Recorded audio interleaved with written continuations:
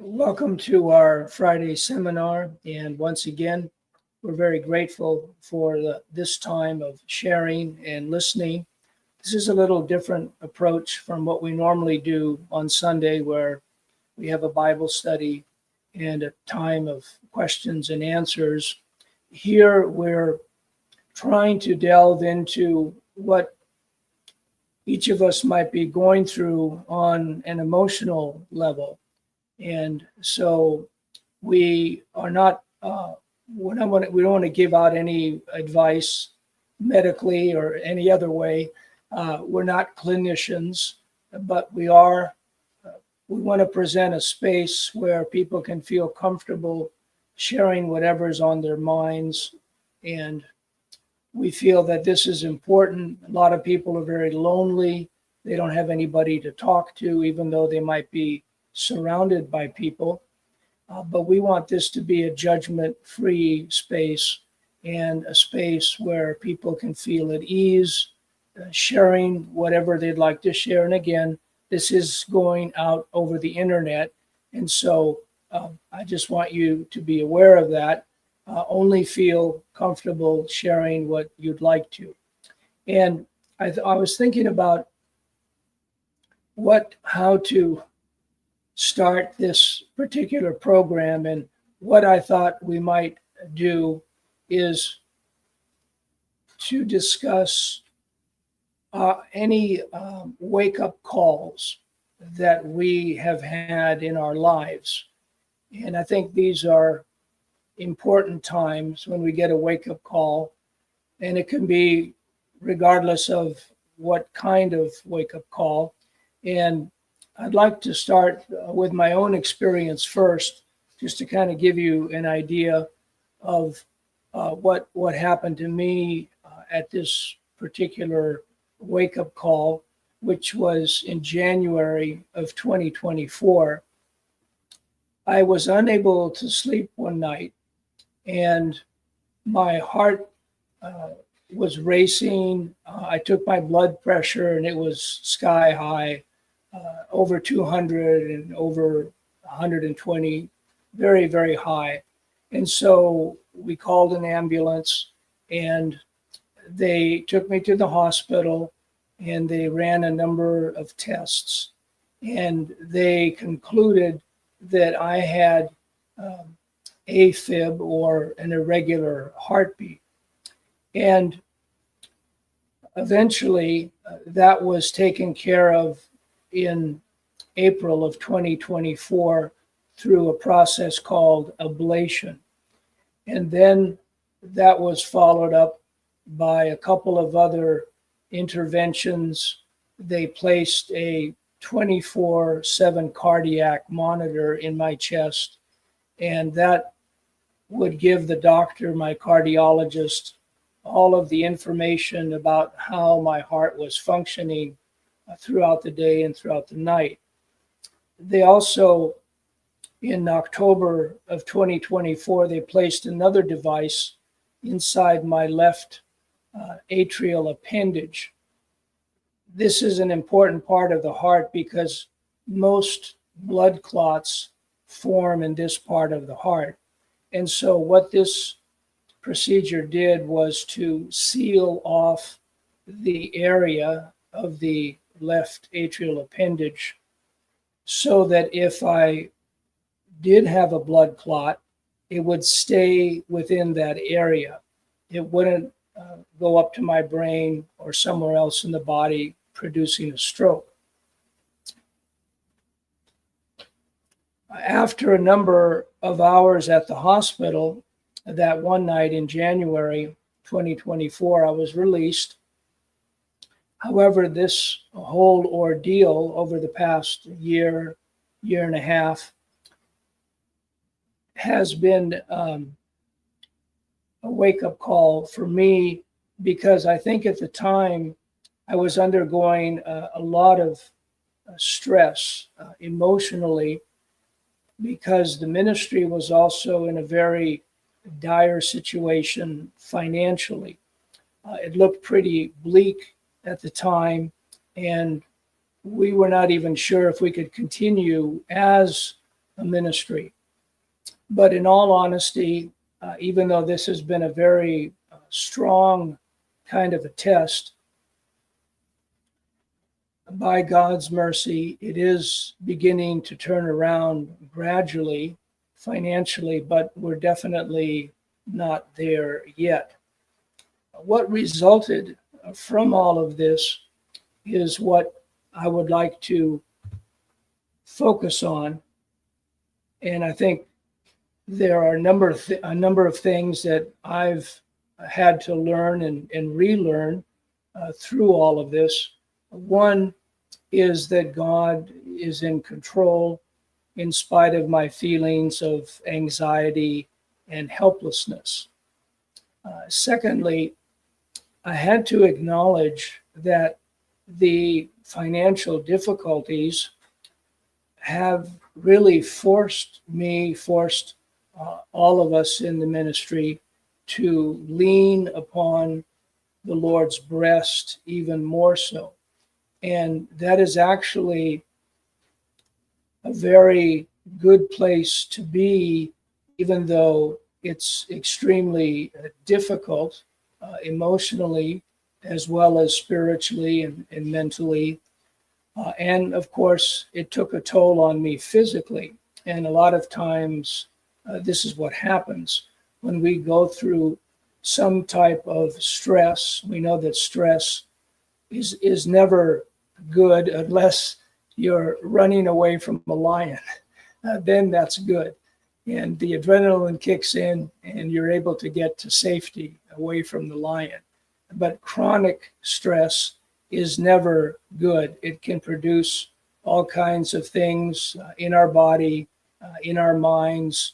And so this has caused me to see each new day for what it is and to be present within that 24-hour window, one moment at a time.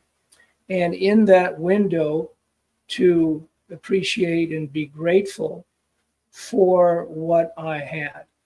And I think this was a big lesson for me. We've had all kinds of deadline stresses throughout the ministry's history. When we were doing programming for family radio, they wanted us to be ahead by 3, 4, 5 weeks. And that was also very stressful. But the Lord enabled us to do that for the most part. But one of the other things that came out of all of this is that I have the perspective of attempting, I don't know how well I do this, but at least attempting to live each day as if it was going to be my last day. And that, I think, is important because that sort of sets the tone for what we want to extract out of the day, but also to live it to the Lord. And what are the things that really matter in life? And they are generally having to do with our relationships and our relationship with God, number one, but also our relationship with others. And to focus on things that we can be grateful for and thankful for. This is one of the things that we're going to be doing in the new heavens and in the new earth, but I believe it has to start here, that attitude of being thankful for each and every moment of the day, for what transpires during the day. So that was, and to a certain degree is still a wake-up call for me. Would any of you like to share your own wake-up call or what has impacted you? It can be something in the past, something that's going on today, whatever you feel comfortable sharing with.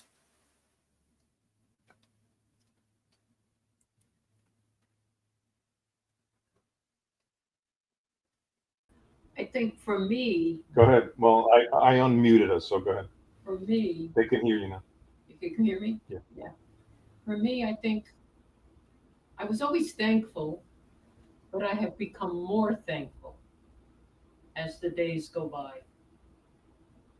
Um, that's, and it covers a lot of area in all ways.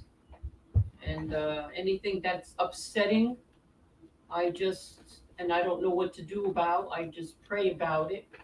And then I just give it to the Lord to intervene in his time, or he might not. And then I'm comfortable with it. And then I feel there's the feelings again. I feel better because I know I was able to handle it differently and handing it over more to my Lord. What was there anything in particular that you would like to share? A particular incident that meant a lot to you, or that you? Now, not at the moment, I can't think of it. Well, being more patient under circumstances with the family, and just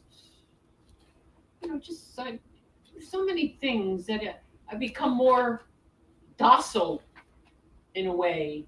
Maybe it comes with age. I don't know, but it's a number of things that right now I can't really think of. But it's like a self control, discipline type of a situation that I'm more comfortable with now. I think that's really good to have that perspective. It's interesting that you use the word docile, which I think is a good way of describing, uh, and maybe because I'm getting up in years as well, I think I can relate to that kind of docility as well. We realize that um, there's certain things that we can control. There's other things that we cannot control, and knowing the difference between the two requires wisdom, and that can come with age. It can also come as God opens our eyes, to a particular situation. And I'm sure having three boys, and now those are grown-up boys that you have, that always has to be challenging as well. Yeah, Uh, when married, it's more challenging. yes, it is true. I remember one of my sons, um, my second oldest son, told my wife and I a number of years ago, we needed your attention when we were children, but as adults, we actually need it more. And Yeah, I found that to be true. And it's a different kind of attention. It's not changing a diaper.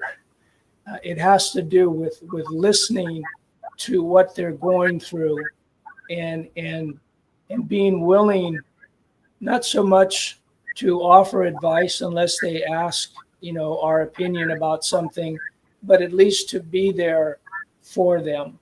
And I think that that's very comforting, even with our adult children, that they are that they need that, just like all of us need that, regardless of our age.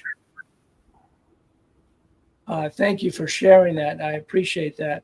Uh, I do want to acknowledge David Cerullo, who's on our text um, as well. And sometimes people can be they feel if they're sharing something personal, sometimes it's easier to do that on a text. I realize that when we say things over the air, it can be a little disconcerting, um, to be vulnerable. But if you have something, I see where uh, David has said, I think he's trying to say a similar situation. Um, you can feel free to text that if you'd like, David, if you feel comfortable doing that, and we can talk about that as well. But I want anybody who would prefer to be on text to know that your voice matters here as well as those of us on the screen. And we are looking forward to what you have to say as well.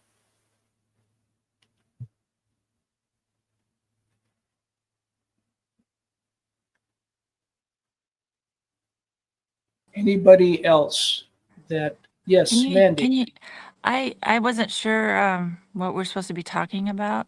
Oh, sure. Thank you for reminding me. I started off by giving an example of a wake-up call for myself, and that's sort of what I thought we could talk about today. If you have experienced something like a wake-up call, it could be in the past, it could be presently, it doesn't matter. Just whatever you feel was something that hit you emotionally, possibly physically, mentally, psychologically. Those are some of the things that we're trying to explore with this type of a program. But whatever you feel comfortable with, because it is going out over the internet. And that's sort of our theme for today. For me, I've had a lot of pivotal times in my life. I have a big family, I have a high stress job, and it's constantly chronic stress. So thank you for letting me talk about it. I think one of the times that was really hard for me, sorry, kind of nervous, That's okay. was when I was having some really serious stress in my life. And I had 3 children at the time. I have 8 children, adult children now. And but my 4th pregnancy was difficult, and I was really struggling with severe sickness, and something was just not right. And the doctor said, "Well, let's get an ultrasound." And uh, to my surprise, I was pregnant with identical twins.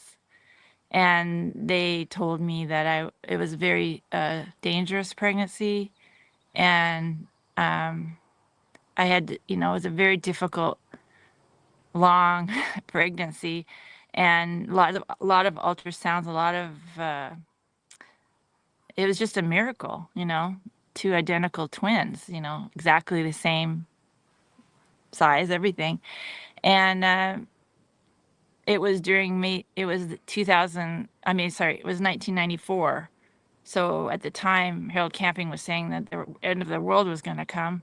And then so I didn't think I was going to see them, because I guess that end of the world was supposed to happen in September 1994, but they were going to be born in October. So I had a lot of emotional struggles with that. I didn't know what was going on. I was just praying and trusting in God that whatever was going to happen, to put my faith in Him. And anyway, that was really hard for me. And then it was really amazing because they were born a month early. So it was just like a surprise. And then I had a lot of post-traumatic stress from that, because they were premature, and one of them had to stay in the hospital and never had to do that before. And just but for me, after the babies were born, God showed me how He blessed me with 2 babies. So when one was critical in care, I could take one home. And so at least I had one baby to help me while I was having to go back to the hospital and stuff. So I think that was a really pivotal time in my life, to just trust in God when I didn't know what was going on. And it also, with our rocky marriage, I have really difficult, stressful marriage. It always helped somehow. The babies would always help it somehow in the relationship. So I'm thankful for that. It is interesting how the babies take from the mother, but yet the mother also takes from the babies. And also that works the other way too. The babies give and the mother gives. And so we see that beautiful relationship, that God has orchestrated in that give and take experience between mother and in your case, children, not just one child, but two children, two identical twins. My wife would be jealous. She always wanted twins, even though we had 15 children, but no twins. So I understand. My wife had a very difficult, and when you made the comment that the doctor said it was going to be very dangerous. Well, just about every baby we had, the doctor said, this is very dangerous. 6, 7, 8, 9, 10, 11, 12, 13, 14, 15. On the 15th child, which was a girl, her name was Sarah, my wife had lost a lot of blood, and the physician was very concerned with her. In fact, I've never seen this, but he basically stayed up all night with my wife. And she, because he was that concerned about her, because they thought that, possibly she might die. She had lost a lot of blood, but by God's mercy, it all worked out. And so, like you say, you see the Lord's hand through the hardship, and then at the end, you see the blessing that resulted, and that's something that is very, very precious, because here is a new life, that God has created, and all of the blessings that come from children.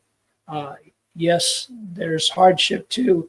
Okay, but I think that the blessings outweigh whatever hardship is there, and I think that that's important. But you were also going through a lot of stress with your job. Is that still the case? Yeah, I have. I'm basically the only kind of emotional support in the family, and so I have 8 adult children. A lot of them are married. I have 11 grandchildren, and I live in a home with autism, and just I also have autoimmune, so that's that's a huge factor into that. I was diagnosed. I got really ill after May 21, 2011. I went down for 3 years. I didn't know what to do. My health was declining. I was dizzy. I couldn't walk. I even previous to that, since you talked about your wife, I almost died too. I had got an infection after my 7th baby. I got mastitis so bad that they tried every antibiotic to help me and nothing worked. And I had to have surgery to try to clean out the infection. And it was actually 2 days before Christmas. And I did all the wrapping and all the Christmas everything. And so they told me I was supposed to be on bed rest, but nobody came to help me. So I couldn't really do that. So I was like, anyway, thank God I was able to recover without an antibiotic, but the surgery worked. But it wasn't my time. I don't fear death at all, because I know, because the Bible tells us what is in the next life is so much. I mean, the hope we have for heaven, but yet it wasn't meant to be for me to pass away that time. But yeah, my stress is really still very difficult, and then I have autoimmune. So for 3 years, I didn't know what I was doing until I finally found a doctor I could work with. I got misdiagnosed many times that I had general anxiety disorder, and I was put on all these medications, like sleep medications and antidepressants, and panic attack medications. I was on all these medications, and then I found out I have Hashimoto's, which is an autoimmune of the thyroid. It's basically your thyroid is your thermostat. So when it's totally messed up. So anyway, I had to be my own scholar because I had to research it myself. I've always wanted to be a physician. I never was able to because I started a family and everything, but I do a lot of research on medical, PubMed, stuff like that. So I was able to balance it out. I mean, I'm still suffering with Hashimoto's, but I can manage it. I can keep my immune system calm down. That's the main thing. Sorry, I'm outside with all the airplanes flying around. That's okay. That's actually beautiful to see. Oh, okay. Yeah, yeah. I love the spot for sure. Yeah, thank you. My wife has the same issue. Hers is a straight um, Hashimoto's. It's not autoimmune, Oh, and so we can definitely relate to that. In fact, most of our family has either Hashimoto's or they have the opposite. They have Graves' disease, which is kind of interesting. How that all worked out. So we yeah. can definitely relate. Yeah, I appreciate you mentioned that about autism. We are also, a number of us are also on the spectrum in varying degrees. In fact, our youngest daughter is teaching kids in a in a school right now, uh, Yeah, I heard you say that. That's wonderful. and she herself is on the spectrum, but lightly so. But nonetheless, what's interesting is that she was able to relate. She was telling me the other day about this 15-year-old. Some of them are young, like 3 or 4 years old, but this particular fellow was 15, and he could be quite aggressive. And so uh, she also told me that as part of her training, she's able to deflect, the blows that sometimes these kids can give. Um, but she just absolutely loves it. She's gotten a lot of awards because they think for being new at this that she can really relate to the kids. And in fact, she wants to pursue this as a career and get a master's. And her boyfriend is also on the spectrum as well, but he's doing the same thing too, and they both just love it. And so we're very excited for them, and Yeah. it means a lot when you can be able to relate to somebody because you know what they're experiencing. In fact, she told me, yeah, I was listening to this one child and I started becoming disassociated because the child was becoming disassociated. Yeah. And so immediately, she caught herself and was able to, be present again. So it's kind of interesting how all of that works. But Yeah. yeah, thank you The for sharing spectrum that. is really huge. I mean, things have just been, God has opened up so much information about autism because when I was first studying it, everybody lumped everybody together. Like there's Asperger's and there was high functioning autism and sensory processing disorders, what I deal with. But then now it's like some people never get diagnosed and they're like not until later in life, even with ADHD, people don't get diagnosed because they didn't know anything about it. Um, yeah, I really think that's wonderful because, um, sorry, there's an airplane. No problem. It makes things more interesting. Somebody is practicing landing and, doing flight practicing out here Oh, on nice. the lake. But yeah, when I had my son diagnosed, they said, "Oh, he doesn't have autism." No, no, he's really high, he's really social. And that was when I had to wait a whole year to find out if he had something, because I knew I didn't know anything. And I was kind of by myself, in terms of emotionally, doing everything by myself. I don't mean to talk so much about it, but, and then now they've put it all together. Nobody says Asperger's anymore. Everybody says autism, and it's just a big spectrum. And I've been able to help my kids and their kids and get diagnosed and stuff. So, um, yeah, I think it's wonderful.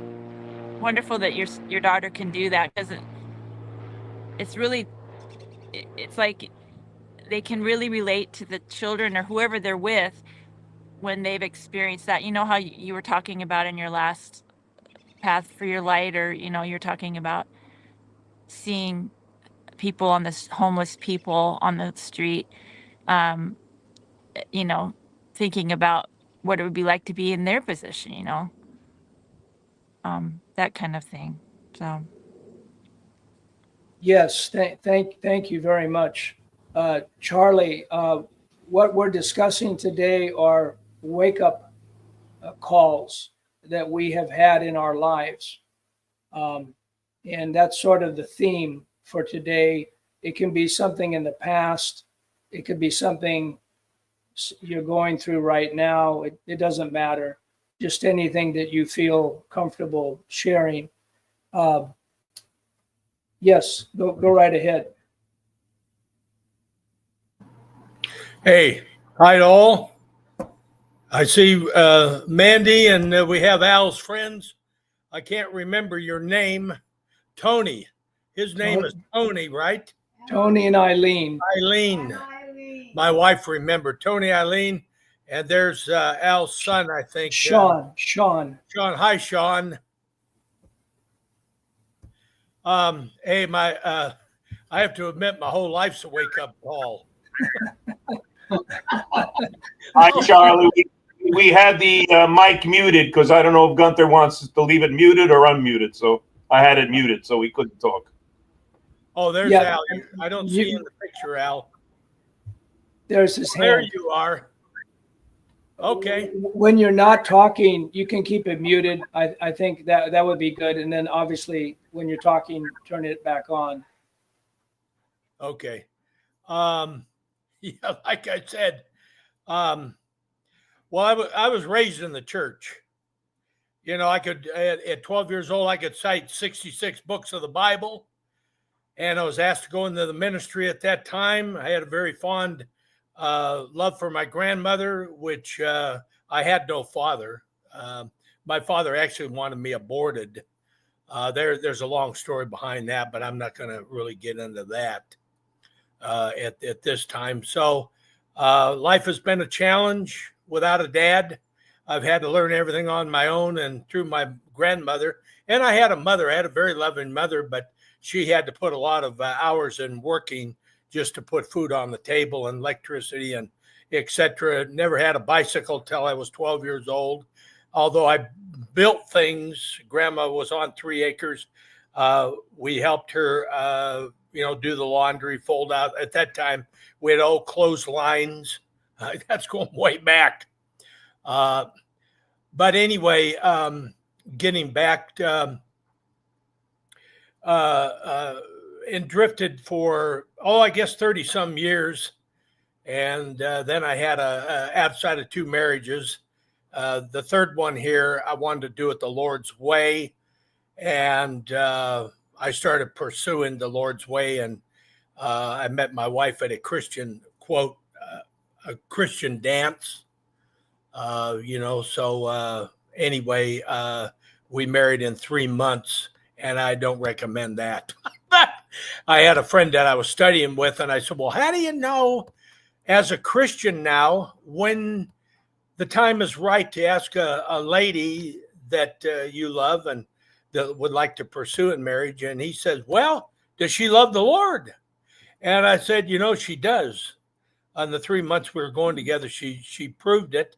You attended church, always read, always prayed, and she was actually helping me. She's quite a studier of the Old Testament, and I'm not that bright on the Old Testament. The fact is, I'm not that bright on the whole Bible, but I'm learning. And God says to have a heart, and that's what it really boils down to. Do you have a heart to pursue the Lord? It's not how much you know, but do you, again, you have a heart to pursue. So he said, yeah, with that in mind. So we married, and a lot of things we didn't talk about. But anyway, we're still going on just past 26 years. So it's been tough, but each year it's gotten better. And wake up calls, the Lord has used her mightily to guide me and my pride self. And I didn't realize I had so much pride and selfishness, but through her, is she perfect? No. Fact is, I call her today and have been my Proverbs 31 wife. And she has proved that. I am not And she denies that, but that's the way I see it. And Gunther actually came up to Sacramento, or actually to Folsom, California, to do our 25th rededication ceremony, because we eloped to Lake Tahoe one day. Your kids didn't even know it. So we had the whole family gather at a Chinese restaurant, which again makes all our stuff. It's like homemade, but Gunther did the ceremony for us, and we're very delightful that he did that. But we've had challenges. Again, real quick, I had lost my job after 37 years with one company right out of high school, and wow, what a change this is going to be, and what a challenge. What am I gonna do now? That's the only thing that I know. And as you talk about a wake-up call, so my wife and I got on our hands and knees and prayed, what am I to do? I severanced out with a good sum of money after that many years. But then we were going to, I had promises through my union being number one that they were going to kind of help me find a job, and that really never materialized. But the irony of it is we now were forced to short sale our home because we couldn't afford it. And we went 4 years of not making payments. And to make a long story short, after 4 years, we finally got some help. My wife just clarified that 4.5 years. So we're 97,000. But anyway, so you talk about what was the topic again, Gunther? You're muted. You're muted. Sorry, the wake-up call. Yeah, wake-up call. So you talk about a wake-up call, but eventually we stayed in the home, and we got a new loan. So that was certainly a wake-up call there, and certainly an answer to prayer. And Gunther was right alongside of us. BMI was right alongside of us. And again, it was really a challenge. So today I'm retired. I work for a couple of nurseries, a couple of businesses, pulling weeds, keeping cobwebs down off the building, just for a little part-time money to keep busy. And It's right across the street. Yeah, right across the street. But anyway, God really has been good. Again, through the many years of listening to Mr. Camping, E-Bible, to a part, BMI, we are supporters financially of BMI and have been for a lot of years now. And we just love BMI. And one thing about Gunther surpasses anybody that I've known: his personality, his love, his kindness is above all, and he shows it. He shows the true love of Christ. He's not judgmental. He's never put down any other ministry. And I applaud that. In the day that the church is really out of sight, I don't think churches really have had much of a hold of the truth. And I always went through church in my 40s and 50s, and questioning a lot of their doctrines. I just now support BMI. My wife and I do. And but again, challenges of being kind and especially loving others through Christ. And I think that's what God really is using us today. Are we really living to the full potential? Now, we all know we sin, but we just had an out with a good friend of ours. And afterwards, my wife and I talked, and I kind of belittled my wife in a remark. I supported what this friend said.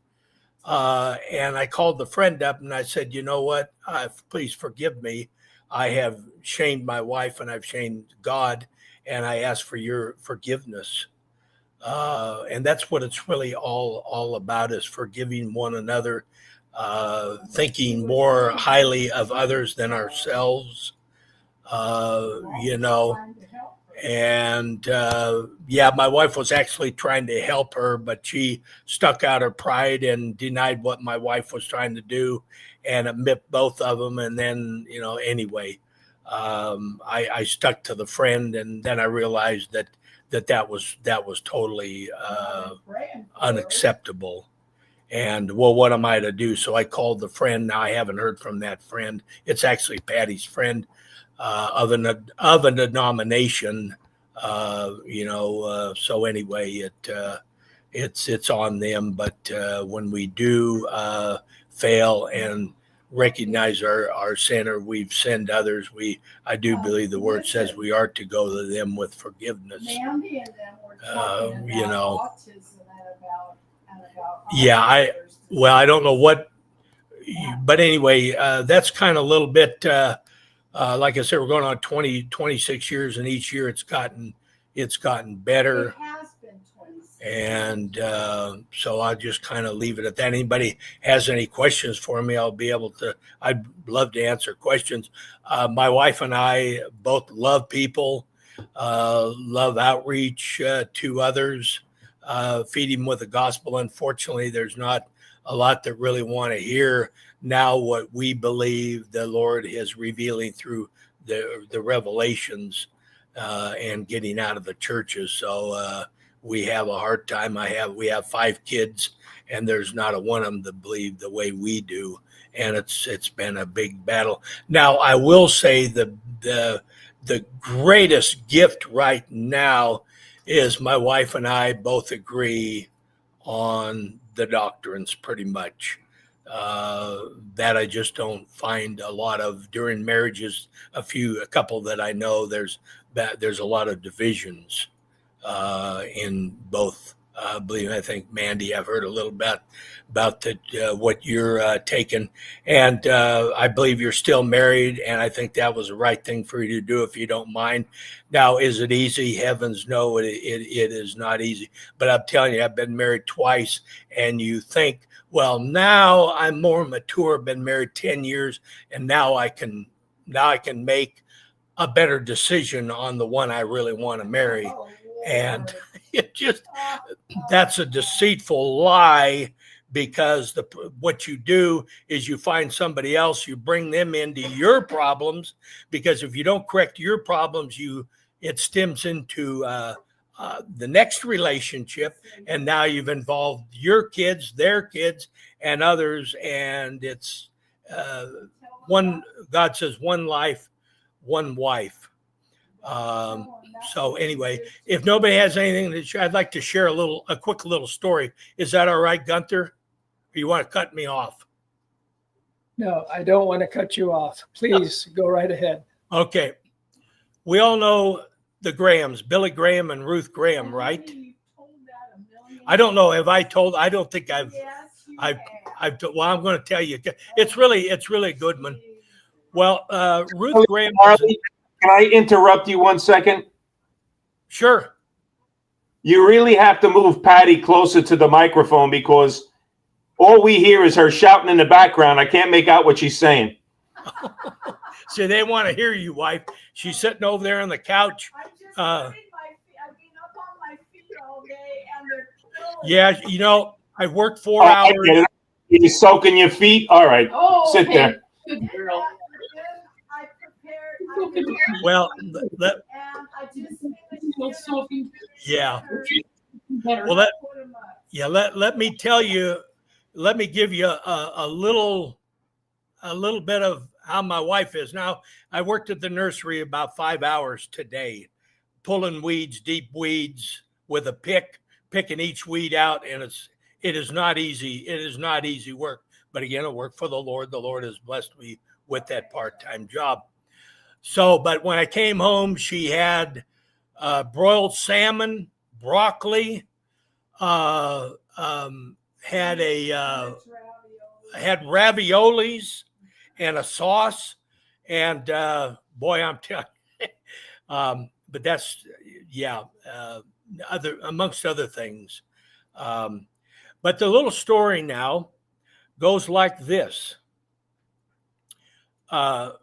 Ruth and Billy Graham, the greatest evangelists, one day was invited as a guest to a talk show. And I don't know if it was Donahue, I don't think it was Johnny Carson, one of the talk show hosts introduced Ruth. Everybody, the audience clapped, and they were very excited to see what Ruth, the great evangelist, had to say. And so the audience was quiet. She sat down, and the host said, "I have a very important question. Now, if you don't feel like answering it, you're not obligated to." But she says, "Sure." So my question is to you, since you're such religious people and divorce is out of the question, I'm sure, have you ever wanted to divorce him? The great evangelist, she thought to herself, No, her reply was, no, I wanted to kill him, though, many times. So anyway, that's kind of Okay, now you've told this story Okay. again for the umpteenth okay. time. Well, Just remember, you do not need to repeat it again. I actually Okay. never heard this story, so thank you. yeah, but Oh, Mandy, you were on the last time he said. Now, I man- wasn't. now, Mandy, I have to ask you, your background there is beautiful. Oh, Is thank this your you. backyard a home? Yeah, we live on a lake. And this morning I heard an eagle up in that tree, Oh, and it was really nice. loud. So we have eagles flying around here. Tell her. How beautiful. Yeah, I see the clouds Yeah. and the trees. Yeah, we're nature people ourselves, like Oh, the yeah. Wanarangas are. They get out every morning I mean, and we're walk. up in the foothills. We have Yeah, we're in the bears, foothills. I don't know if we you have know mountain lions. Sacramento area, if you've ever been out here. We live, and a lot of people have maybe not seen Lake Tahoe, but are kind of acquainted with pictures of Lake Tahoe, or maybe have experienced Lake Tahoe. We live about halfway between Sacramento and Lake Tahoe. Mm. Takes about an hour or two to get We're there. in the So we live in the foothills, about 1,900 feet, plenty of pine and plenty of pine trees, and we're fretting fires. You know, we just had a Yeah. fire not too far from us that burned I don't know how many acres, but we it's a small town, and we really do like it. It's a very conservative town. Churches on every other corner, you know. So, but and the name of it is Placerville, California, not Placerville. People want Placer. It sounds like you would pronounce it Placerville, but it's Placerville, and it's a small gold mining. Yes, anybody that knows anything about the gold mining that happened right around us in the what is it, Coloma, which is the less than 10 the miles. Coloma area, which is about 10 miles from us. So we've lived here since 2002. So, but again, we've had challenges here. We're asking the Lord to please move us on if it be your will. Now, the reason being is the only spot that we have as flat as the house and the parking area. The rest, I'm on a side hill. I spent 4 days a couple of years ago in the hospital. I fell on the hill. My wife has fell on the hill. It actually, the fall actually caused a shoulder replacement. So we're kind of dealing with that. And I'm 70, almost 73, and my wife is 7. Well, maybe I better. I'm 79. She'll let me give her age. She's 79. So anyway, but beautiful, Mandy. Tony, it's good to see you guys.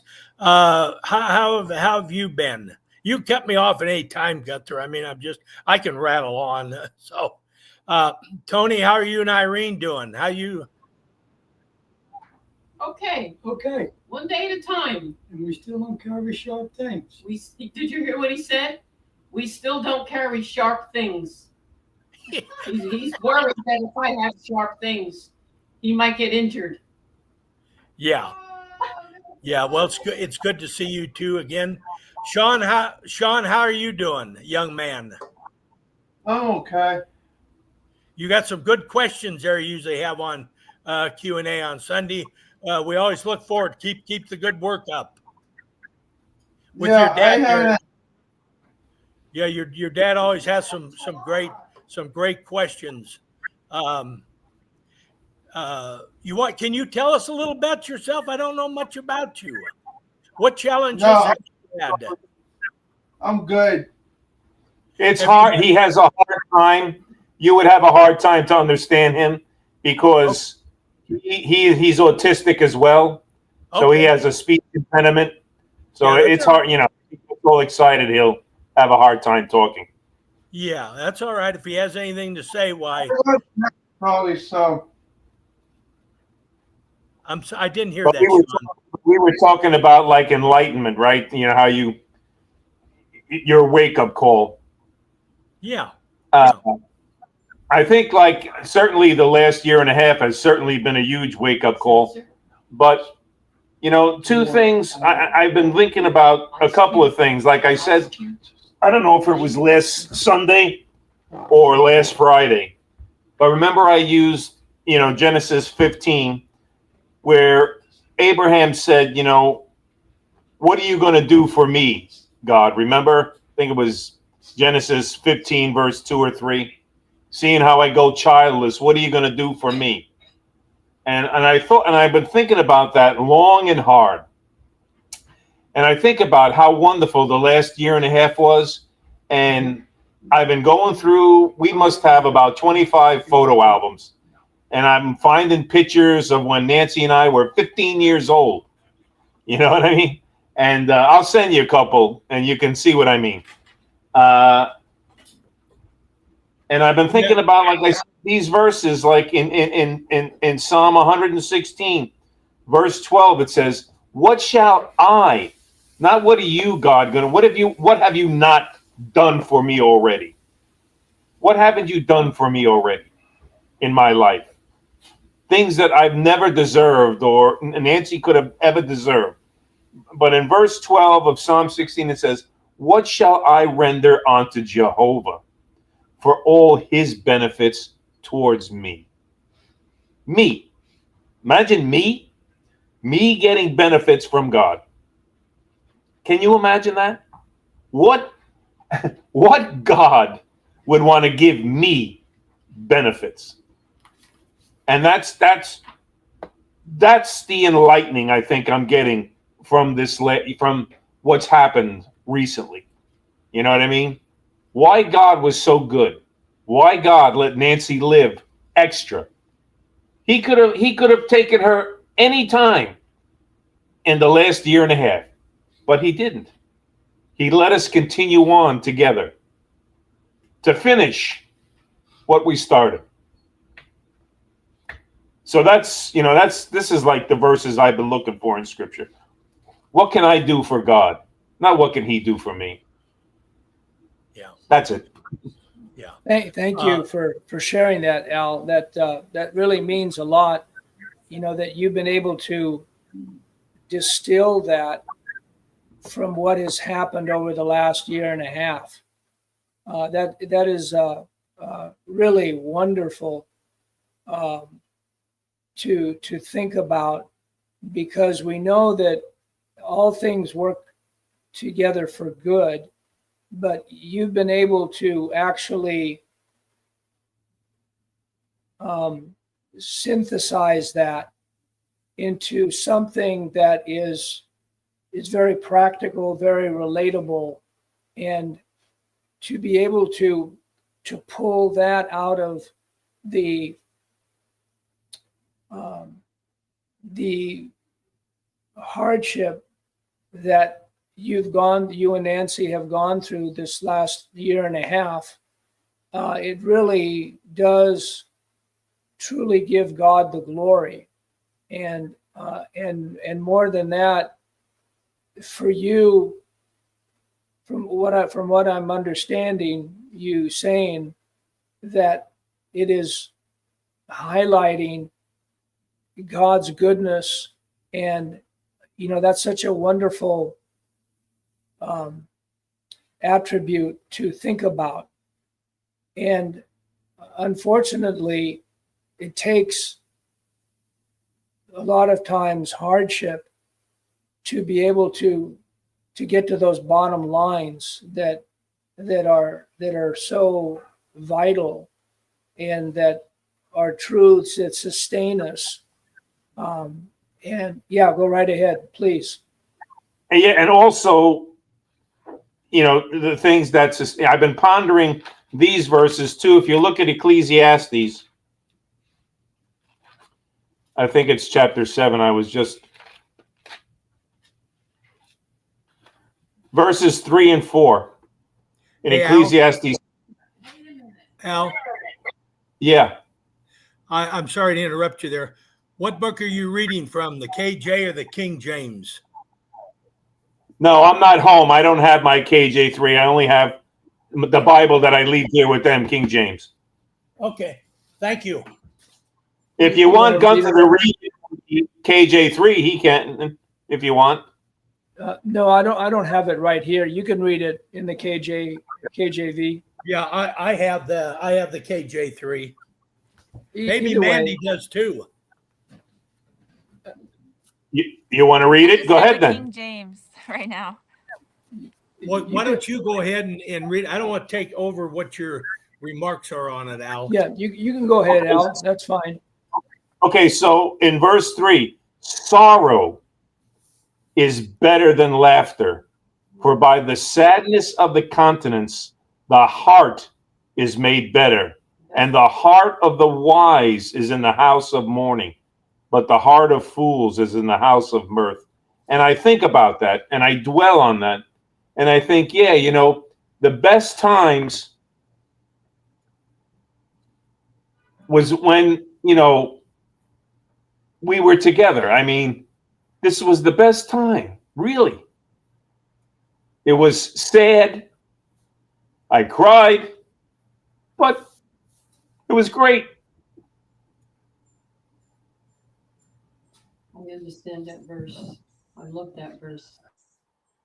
Yeah, that is a beautiful verse, and so fitting for what you've gone through, and I think it's important for other people who might be listening or will listen in the future, because it gives them a measure of hope and a measure of understanding that you have extracted, from probably the most difficult period of your life, to be able to see this tremendous attribute of God, his goodness toward you. And of course, I think every believer would acknowledge that, because as you suggested, we don't deserve anything from God, and yet God is so patient, so kind, so loving, to be able to bless in so many different ways. And again, it just is a reflection of the fact that he is love, and we can't underestimate that ever, or overestimate it, because it is just beyond human comprehension. Right. And we spoke about times, you know, we had plenty of time alone, her and I. And, you know, those were great moments.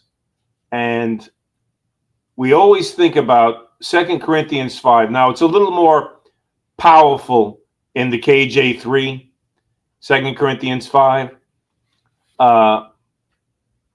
But it says, while I am at home in this body, I'm away from home with God.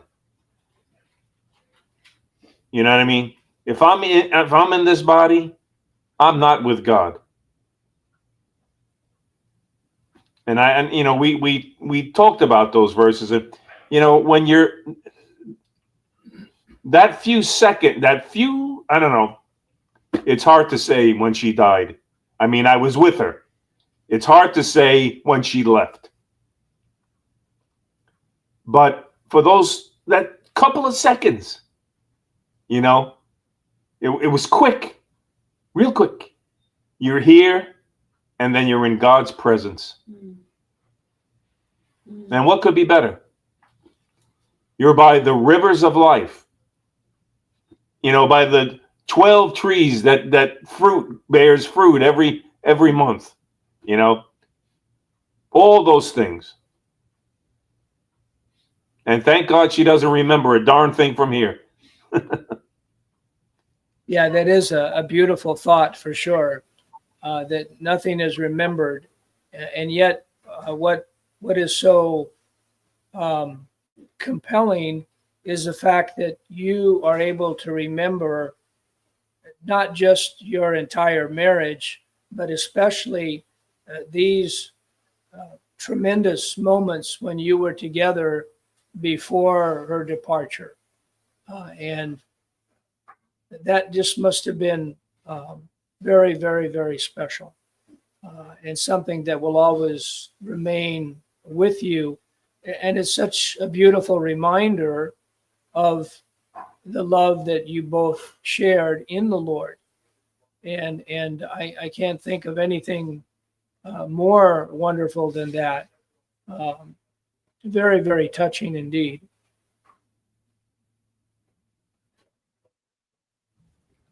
I have one thing I want to show you that let me see if I can find it fast.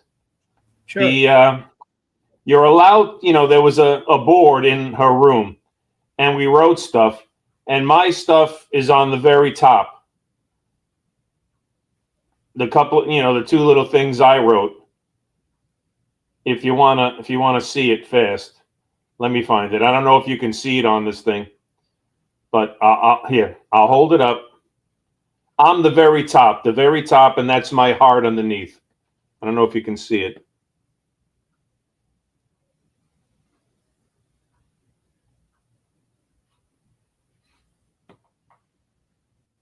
And the two shall be one flesh. I love you. Yeah, that is beautiful. Yeah, that's what I wrote. That's what it is, right? Yeah, very, very memorable for sure. Yeah, thank you so much for sharing that. That's really, really, really special.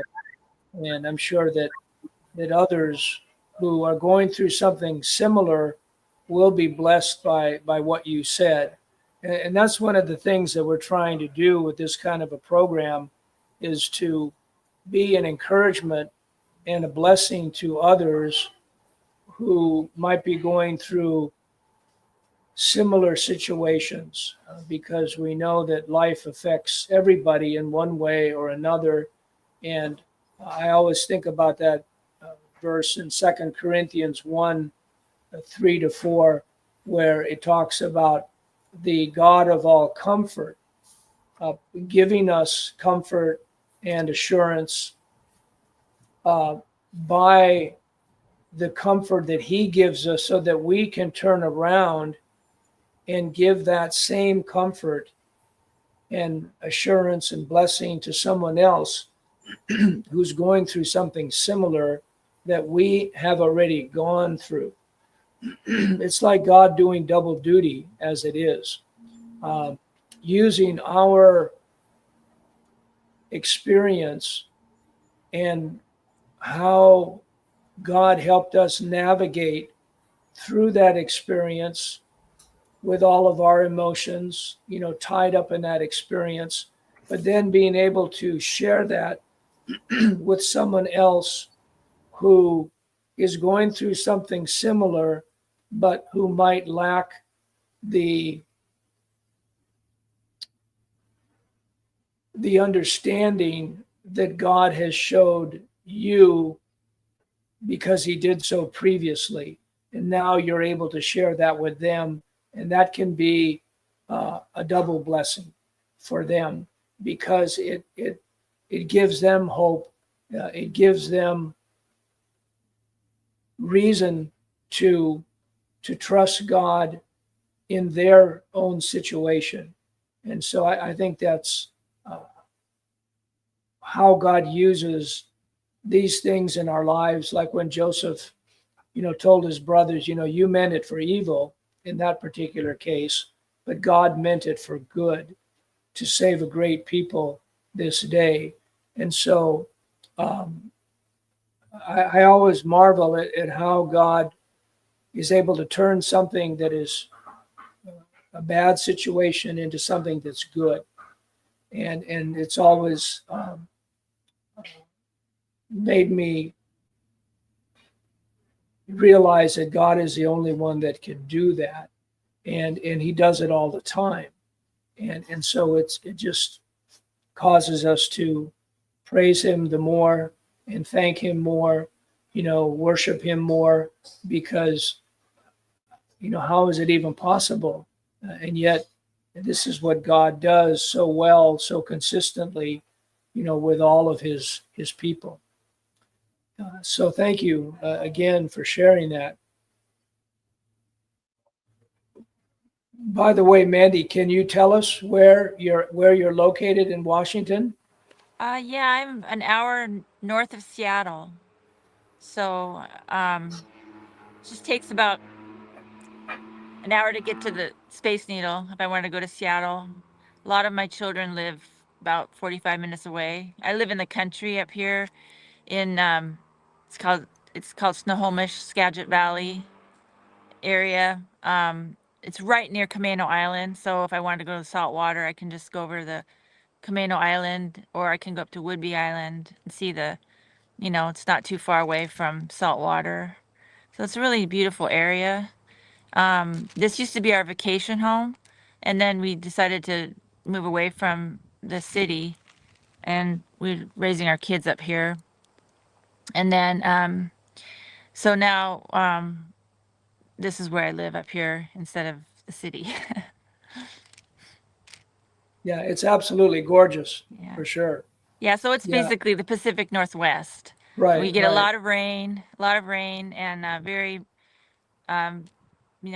temperatures here in June are in the 60s, low 70s. Nothing ever really too hot. And people don't know this, but it's really beautiful weather. People think it rains like 365 days a year, but it doesn't. We get these beautiful summers that go all the way into October, and it's really, really a blessing to wake up every morning and see something that God has given. Whether it's a beautiful bird sitting on a tree or a beautiful rainbow. Sometimes we see rainbows with the rain and the sun. So yeah. Yeah, that's beautiful. Thank you. Thank you so much. We had cousins, second cousins of mine. They used to live. I'm not even sure if it's near you at all. It's called Vacheron Island. Oh, I know this. Vashon Island. That's right near Seattle. So you have to Okay. take a ferry to go there. But yeah, we have all these little islands, and Yeah, that's yeah, really, really neat. I know where that is. That's a beautiful island. Yeah. Yeah, I've never been there myself, but I know that these second cousins, which are much older than me, I don't even know if they're still alive, but they were living there at the time. They raised their family there. And I just knew that it was a beautiful place. Maybe someday I'll get a chance to go there. Well, does anyone else have anything they'd like to share? I do want to mention David, who apparently has what I had and what Charlie had, actually, irregular heartbeat. And he's been able to survive that. And so we're grateful, David, for that. And may God continue to bless you on that journey. I'm not sure if you had an operation for that or if you're going to, but in any event, we're grateful for your participation and for anybody that is on the text as well as those of you on the screen. Go right ahead, Charlie. Now that was David It was David Cerullo on the Cerullo. text. Yeah. Uh-huh. Yeah. Can he hear me? Yeah, he can. Uh-huh. Mr. Cerullo, if you want to contact me, a brother, to talk about AFib, I've been through the whole gamut with the procedures of afibrillation of medication on into the procedure. What's it called? The Ablation. Thank you. Gunther had it too. Ablation. You can contact Gunther. He'll be more than willing to share a phone number if you'd like to talk about it. So I've been dealing with it now for about over 15 years. And fortunately, thanks be to God, I'm on no medication due to the procedure. So anyway, Gunther, I give him permission to share that if you'd like to talk someday about it. It is scary, but it invasive, and you'll do just fine. So please, I give my permission if you'd like to talk. So anyway, now Anacortes, Mandy, you're familiar with Anacortes? How far are Yes. you from there? 30 minutes. Oh, Yeah. yeah. Our daughter had a chance for a job there in an institute, but she was told that it was not good for her to take it. But anyway, we went to Anacortes to take the ferry. yeah. Oh, actually, yeah. There's two different. Anacortes is the ferry you take up to Canada, and to all the San Juan Islands like Orcas Island and Yeah. yeah. We a few years back we went to Orcas Island via our daughter. Our daughter met a gentleman. She lived in Kirkland Oh yeah. for a number of years. Had a Amon's clinic, a brain Yes. concussions and all, She started that. and started that Wow. with Dr. Amon, and did that. Yeah, for I know who Dr. Amon is. Oh, you do? Yeah. Oh, yeah. Okay.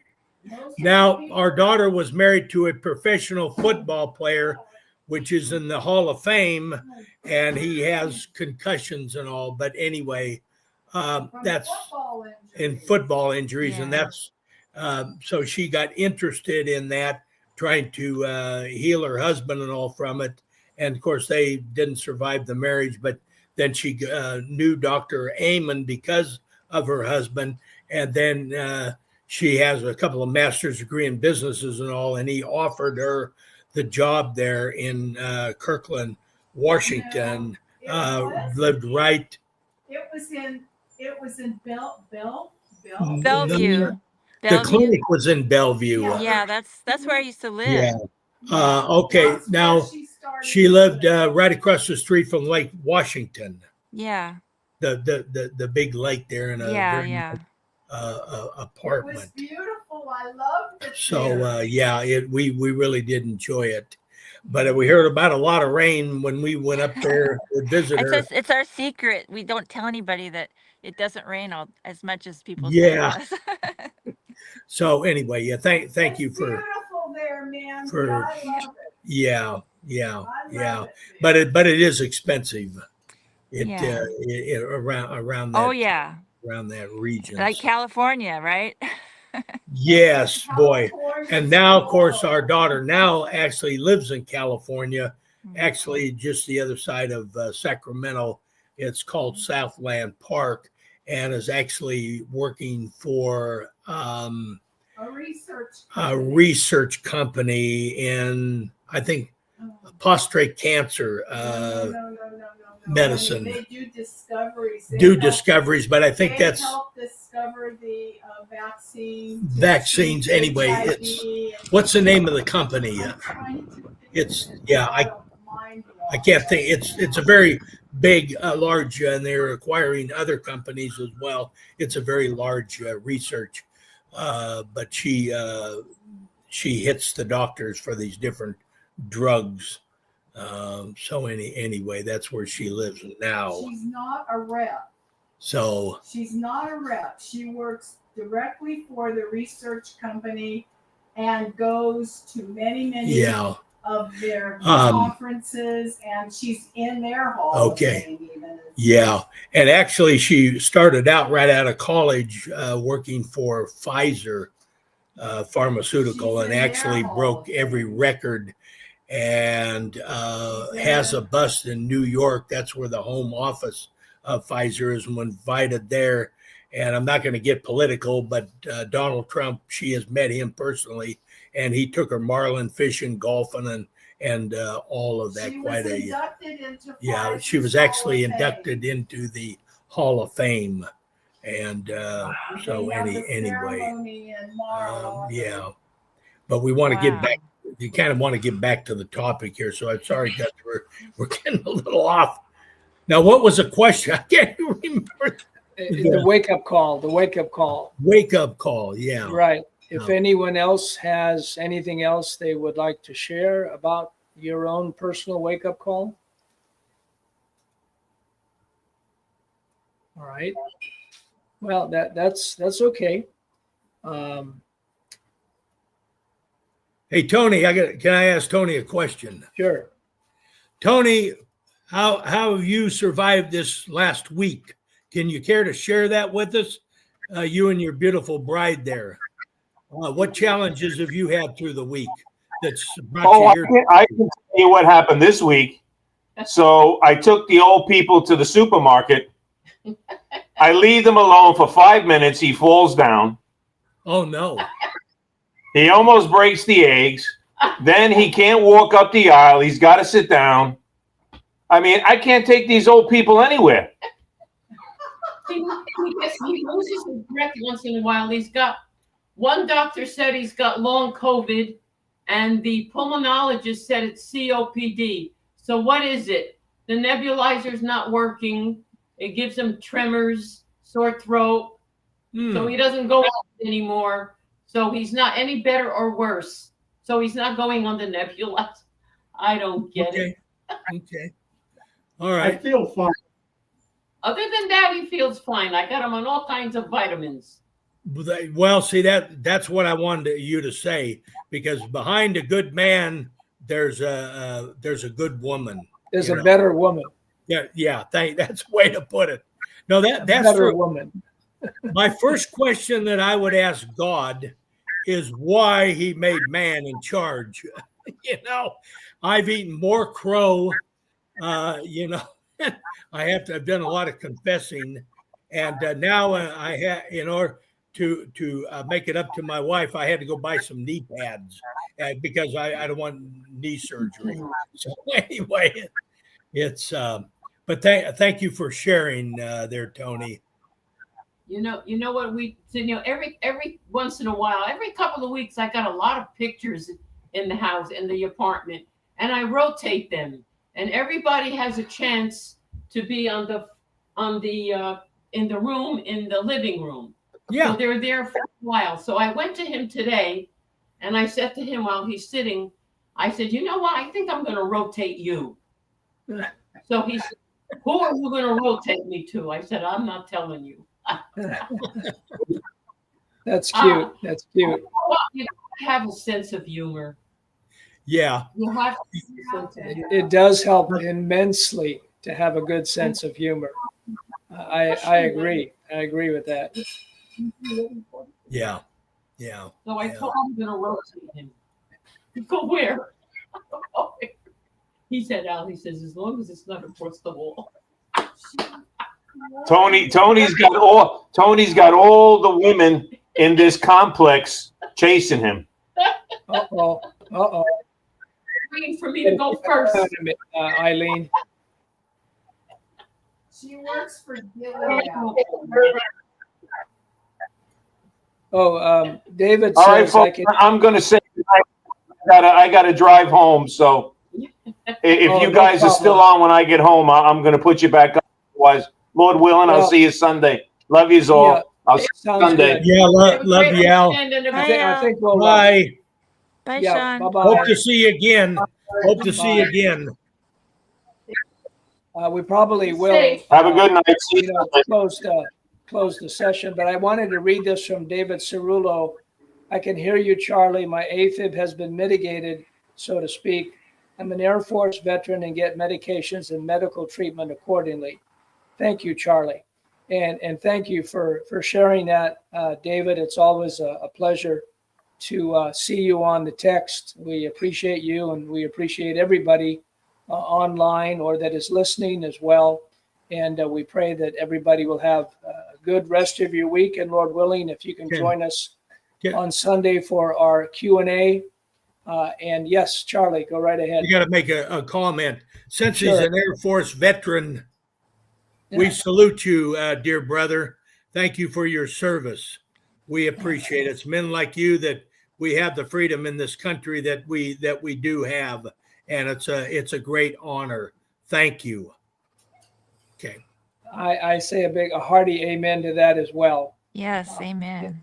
And again, hope you can join us Sunday for our Q&A and Bible study. And till then, have a blessed rest of your week. Have a Bye-bye blessed now. week. Have Bye. a blessed week. Bye-bye. Lord willing, we'll come together again. Yes. Yes, absolutely. All right. Bye-bye. Night. Bye. Good night.